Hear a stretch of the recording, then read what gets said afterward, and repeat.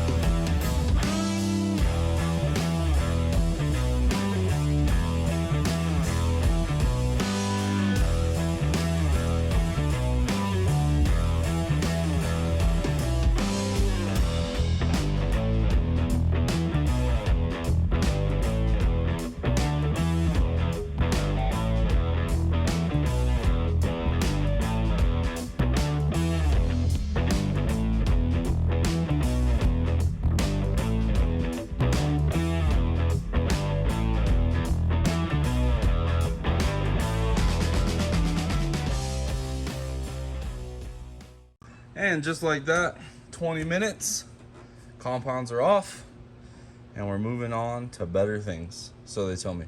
Meyer, how do you feel about HE351s? Big fan. Race turbo from the factory. Oh, dang, brother. All right, so we got our manifold off with the stage 8s. That's they did their job. I'll leave it at that. Got this beautiful power-driven diesel ported head. Still, look at that, no oil, nothing. Look at those ports. I'm telling you guys, when they release that literature, y'all are gonna be blown away at how good these heads are. It's amazing what some 12 valve guys can figure out on these 24 valve cylinder heads here. So all we got left is a bracket, a couple oil drain lines, and we're ready for the new. All right, so we got our race turboner. This is a cast compressor wheel, 67 turbine. So this should make a ton of power with the bigger turbine. And then we had a reject over at the PDD race shop. We're not sure how this manifold started life, but I'm gonna probably say as a 24 valve, and then they made it fit a 12 valve, but it is a competition T3 wastegated steed speed. So this will allow us to get the most flow we can through the manifold into the most unrestricted turbine housing to ever come on a factory turbocharger. And our goal is to pull with the 6067, dyno with the 6767, and we're gonna give those East Coast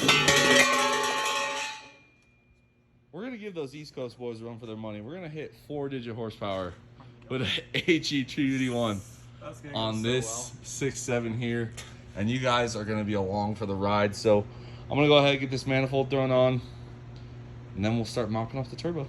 All right, so we got the T3 comp steed on. We're gonna go ahead, probably put the, actually we'll do the wastegate later. The wastegate's not a big deal. I think there'll be a lot of compatibility. Why are you pulling that out? Is it in the wrong hole? So we're gonna go ahead and mount the HE351 up, and then probably start working on the old downpipe and the charge pipe. So we got the HE351. Guys, look at this freaking race turboner. I mean, you know you got a race turbo when the exducer is closing on the cartridge here. It's basically a mini GT55, like a compact version. Yeah. Oh man, dude, this thing looks so small here. So pathetic. It's got this huge area where 2 big old turbos used to sit. Now we got one little. Yeah, that's all right. We'll make it work. So because it's a second gen swap location, Meyer's making a relocation bracket. We've got the downpipe all tacked up and test fitted. I'm gonna go ahead and get this TIG welded because I want to practice, and Meyer said I should make it. And yeah, here's the new turbo right here. This is the 6767 HE351 from Bradley over at Savage Fab. Look at that.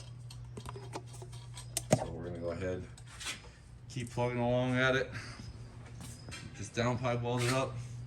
And then we just gotta work on the intercooler pipe, oil feed, oil drain. Look like they'll actually be pretty simple. And then the intake, we already got that figured out. So slow and steady.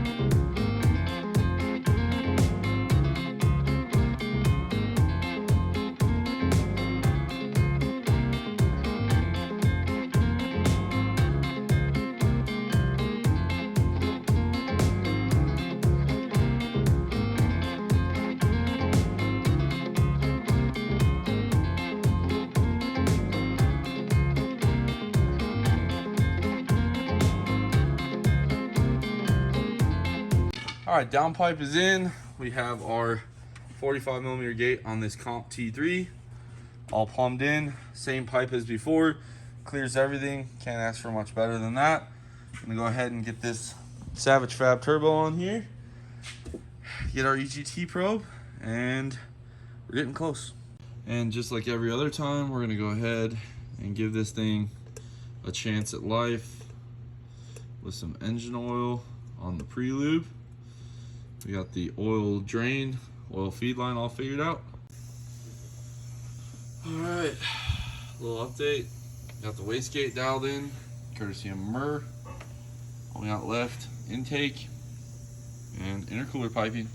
Alright, so a pretty simple interstage pipe, or hot side intercooler pipe. Go ahead and get this TIG welded, and then we'll bead roll it, and we should be ready to go. Alright, so we got it welded, and we bead rolled it. Everybody's gonna ask, here's the Vibrant part number 2990. Clamps in a vise, you adjust the bend or tension here. Took me about 2 minutes to do both sides. Let's go ahead and see how this thing fits. All right, got our intercooler pipe in, fresh PDD 2.75 to 3-inch boot, spring clamps.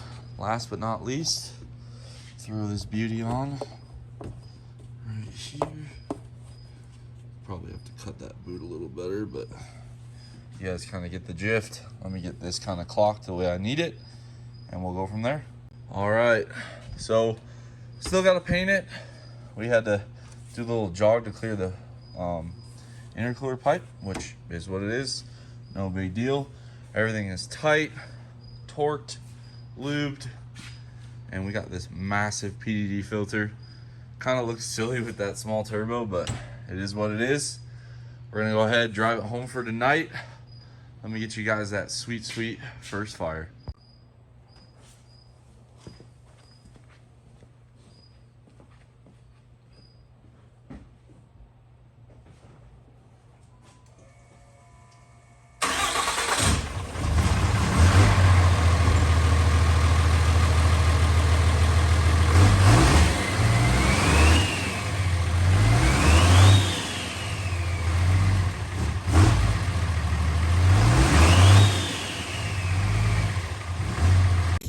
Alright guys, that is going to be a wrap on tonight's video. We got the HE351 installed. Full disclosure, this took 2 nights because Myra and I just were not feeling the downpipe. The first night we started, we got it all done. Wastegate set. We have the external gate, the comp T3 steed speed with that Turbo Smart 45mm gate. We have a 6767 HE351 9cm housing built by Savage Fab out in California. Huge shout out to Bradley. Now we're gonna go back to James, get him to retune the truck, and basically we're gonna start to slowly walk this thing in, whether it's this turbo or the stock compressor wheel turbo for sled pulling. We're gonna plan to dabble around with this, see what we could do fuel only, see what we could do with nitrous. And yeah, I'm excited. Sometimes you gotta step backwards a little bit, but I really have never given a 6767 a lot of nitrous, and I've never been in a situation where I could with that external gate, so I'm pretty excited to try that. The record I found on Fire Punk Forum was 1,367 horsepower, so that is the goal on spray with this. Anything over 1,000 horse fuel only, I would be super pumped. Again, we'll show you guys all the footage, all the dyno sheets, just like always. Try to get you guys some street driving.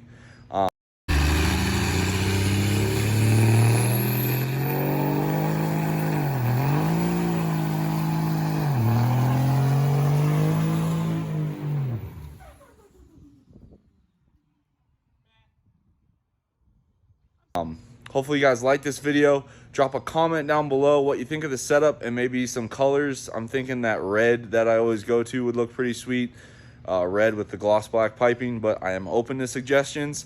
Subscribe if you are not already, guys, and I am going to be posting more regularly. Again, life has calmed down, and I spent some time with my wife and kids so we can get back to the shop.